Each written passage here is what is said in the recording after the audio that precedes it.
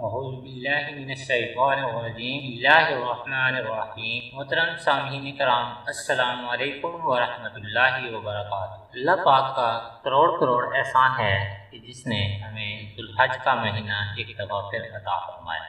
دوستو، یہ مہینہ بہت ہی اہمیت کا حامل ہے۔ اس طرح سال کے 12 مہینوں میں سب سے زیادہ عظمت والا مہینہ رمضان المبارک ہے، اور رمضان المبارک کے مہینے میں بھی آخری عشرہ یعنی کہ دوزخ سے آزادی کا عشرہ اہمیت کا حامل ہے۔ بالکل اسی طرح ذو الحج کے مہینے کا پہلا عشرہ بھی بہت زیادہ اہمیت کا حامل ہے۔ دوستو، آج کی ویڈیو میں آپ کو اس خاص عشرے میں چند بہت ہی مجرب اور اہم دعائیں اور وظیفے بتاؤں گا جن کو کرنے سے آپ کی مشکلات حل ہو جائیں گی۔ دوستو، یہ مہینہ اور خصوصاً یہ عشرہ بہت ہی اہمیت کا حامل ہے۔ اس میں دعائیں قبول ہوتی ہیں۔ اس کی اہمیت کا اندازہ اس بات سے لگایا جا سکتا ہے کہ مسلمانوں کا ایک انتہائی اہم فریضہ، بہت ہی اہم فریضہ حج ان دنوں میں ادا کیا جاتا ہے۔ دوستو، چلیے ہم شروع کرتے ہیں آج کی ویڈیو۔ میں آپ کو بتاتا ہوں کہ آپ اس عشرے میں کیا کیا کر سکتے ہیں۔ سب سے پہلے آپ 7، 8، 9 اور 10 ذو الحجہ کو اپنی اولاد کے لیے خوب دل لگا کر گڑ گڑا کر اللہ پاک سے دعا مانگیں۔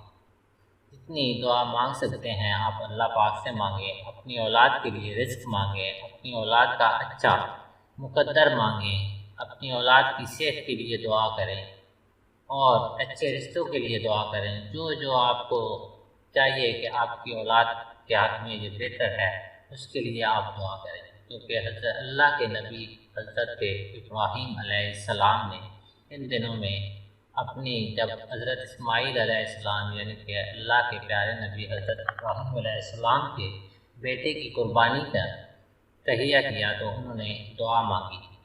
تو آپ بھی اپنی اولاد کے لیے دعا مانگیں اور حضرت اسماعیل اور حضرت ابراہیم علیہ السلام کا واسطہ دے کر اللہ پاک سے خوب گڑ گڑا کر دعا مانگیں۔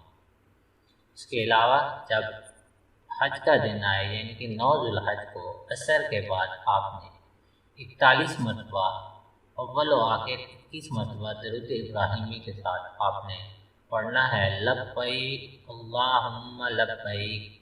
آپ نے پڑھنا ہے لبیک اللہم لبیک، اول و آخر 21 مرتبہ درود ابراہیمی پڑھنا ہے۔ اور اس کے بعد عصر سے مغرب کے درمیان آپ نے یہ چھوٹا سا وظیفہ کرنے کے بعد جتنا بھی ٹائم بچے گا اس میں آپ نے اللہ پاک سے اپنی حاجات کی جو بھی آپ کو حاجت ہے، جو بھی مشکل پریشانی ہے، آپ نے اس کی دعا مانگنی ہے۔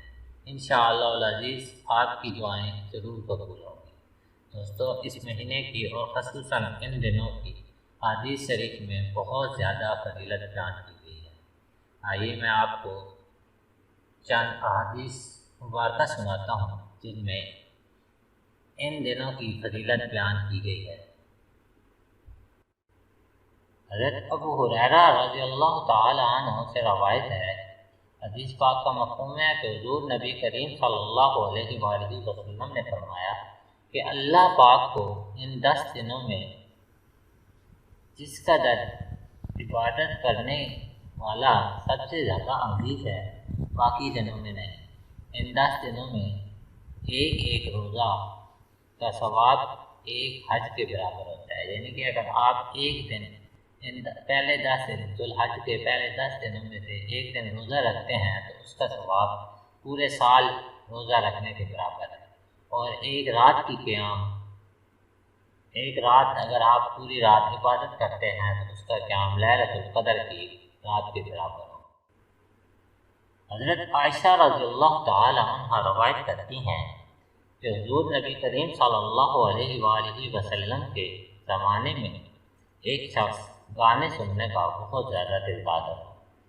اس کا ہر وقت گانے سننے کو دل کرتا تھا اور وہ ہر وقت گانے سنتا رہتا تھا اور رقص و سرور والی محفلیں اٹینڈ کرتا رہتا تھا۔ لیکن اس شخص کا ایک عمل تھا کہ وہ شخص جب ذو الحج کا چاند نظر آتا تو وہ یہ اپنے سارے کام چھوڑ کر ذوالحج کی پہلی تاریخ سے روزے رکھنا شروع کر دیتے ہیں۔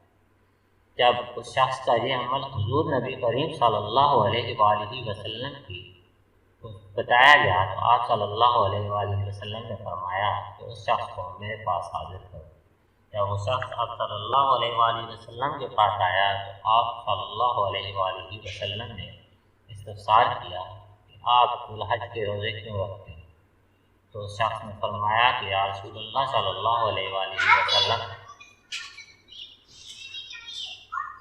مجھے یہ مہینہ بہت عزیز ہے کیونکہ اس مہینے میں حج ادا کیا جاتا ہے۔ اس پر حضور نبی کریم صلی اللہ علیہ وآلہ وسلم نے فرمایا کہ تم جو روزے رکھتے ہو تو اس میں تمہیں ہر روزے کے عوض 100 غلام آزاد کرنے اور قربانی کے دن 100 اونٹ حرم میں بھیجنے اور جہاد میں 100 گھوڑے بھیجنے کا ثواب